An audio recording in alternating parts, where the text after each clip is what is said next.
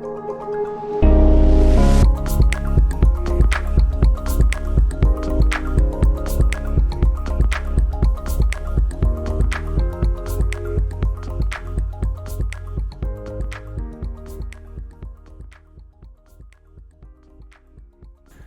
just to give a bit of background about KBI Global Investors, believe it or not, we've been operating for 41 years actually, in 2022.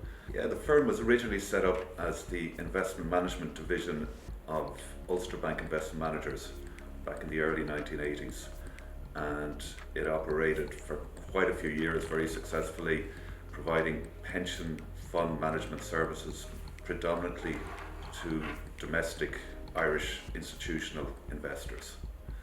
So that were the origins of the firm, and a lot of the team, a lot of the guys and ladies that are still working with us now joined the firm back in those early years. In fact, I joined in 1992, and Noel O'Halloran, our Chief Investment Officer, joined about a month before me, also in 1992. So a lot of the team go back quite a long time, and we stayed together since. Over that period, we've had quite a few changes of name, but the core essence of the firm really has remained the same. We were part of the KBC group for a period as KBC Asset Management. We then became Kleinwort Benson Investors, and that's where the KB and the KBI came from. And in 2016, Amundi, which is now the largest fund manager in Europe, took a majority stake in the business, and we became KBI Global Investors and have been operating as that since. In terms of the actual business mix over the period, I think we have evolved from being very much a domestic Irish oriented business now to being a much more international business. In fact, 95% of our client base would be international at this stage. So, different names over the door, the business mix has changed, and a lot of the team have been with us for quite some time.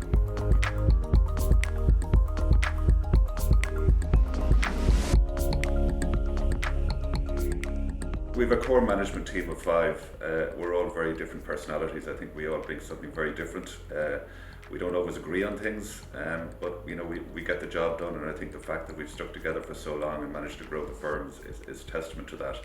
We made a very conscious decision around 2003, 2004 to shift the firm from domestic generalist, doing a bit of everything, to being much more specialist and with an international focus for the business. So that was kind of a key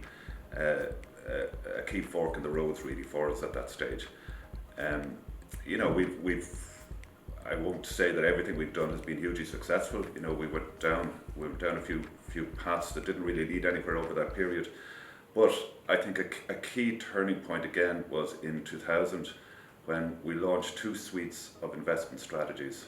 One was the global equity strategies, which are focused on selecting stocks by looking at the income and the dividend characteristics of the underlying companies. So it's a slightly different angle to your normal traditional value type strategy. And at the same time, we launched the natural resource strategies, the first 2 being the water fund and the energy solutions strategy, which is our first serious step into the whole world of ESG, which now really is the key driver within the business.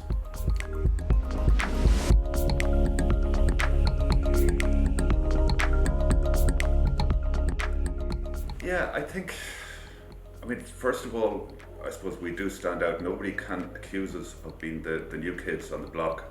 We do have that 20-year plus track record. In fact, we were doing ESG or ethical portfolio management before that, but I'd still see 2000 has been that turning point. We're very much an institutional investment house, and that's been our background. So from the very early days, we've had to engage very extensively with manager research and investment consultant teams. In the last number of years, they put more and more resources into ESG. So I think in the institutional world, they will come in, they'll do, in pre-pandemic, they would come in and do 2 days full due diligence here and really get stuck into the essence of how ESG is integrated and how the portfolio managers work alongside our head of responsible investing, how it all fits together, how our engagement policy works, and so on. So we're used to that very detailed and forensic due diligence.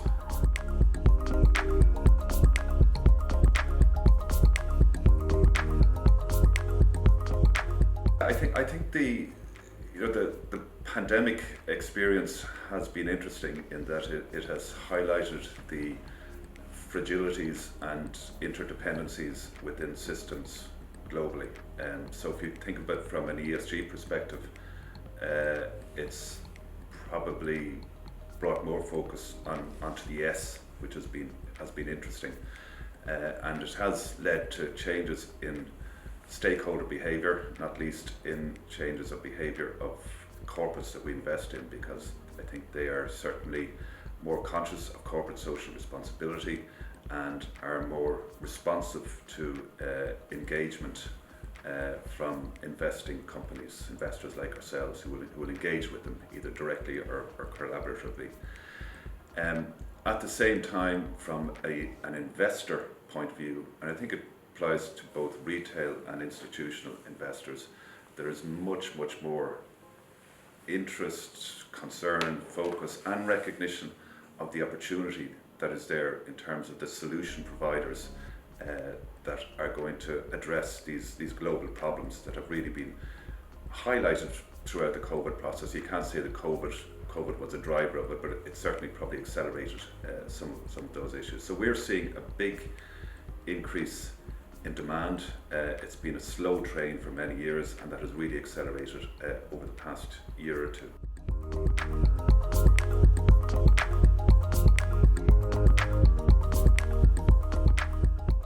Increasingly, there's a focus, in some cases almost exclusively, on carbon and carbon intensity and measuring carbon intensity, and that has played very much into the momentum play and the ETFs who will screen out based on carbon as a factor, maybe plus one or two other factors.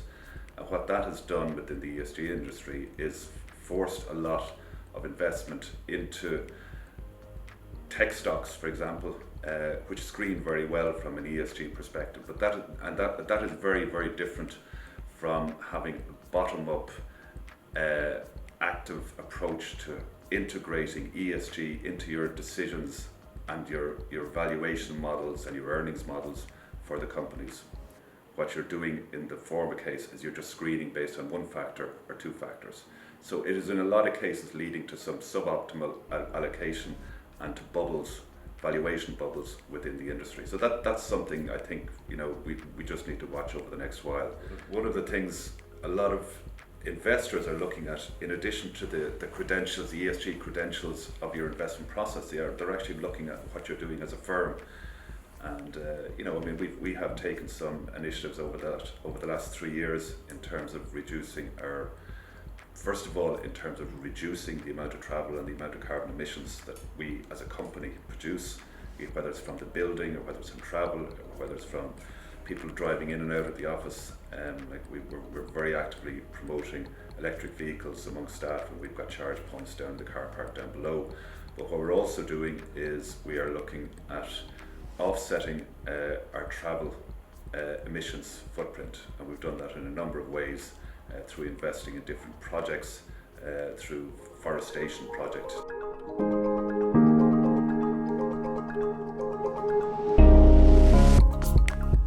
Yeah, the circular economy strategy sits within the natural resource range of strategies that we have. We've been looking closely at other ideas and we've focused quite a lot on the whole circular economy, and that's the idea of reduce, reuse, recycle. So approximately 9% of the global economy is deemed to be circular economy, where it's not where we manufacture something, use it and throw it out again. So it's the opposite of that, is reduce, reuse, recycle. So this movement from the linear economy to the circular economy is something that we think we see a lot of companies, particularly small and mid-cap companies, have been focusing on and doing some very exciting things in that space. So we've launched that strategy earlier on this year. To give an example of the kind of companies that we would be in the universe that would be under consideration, would be the likes of advanced Drainage Systems, for example, which is a US company. It does high performance plastics, engineered high performance plastics, typically for stormwater management, which would be drainage systems. It sounds very boring, but what they do is they recycle 250 million tons of plastic every year that's recovered from household plastic that's put into your green bins or wherever it goes. And then that is used for storm water management, which is very much tied in with the whole climate resilience theme. So they're the kind of companies that we would be looking at, as I said, very often under-researched by brokers, small mid-cap companies, really exciting opportunities.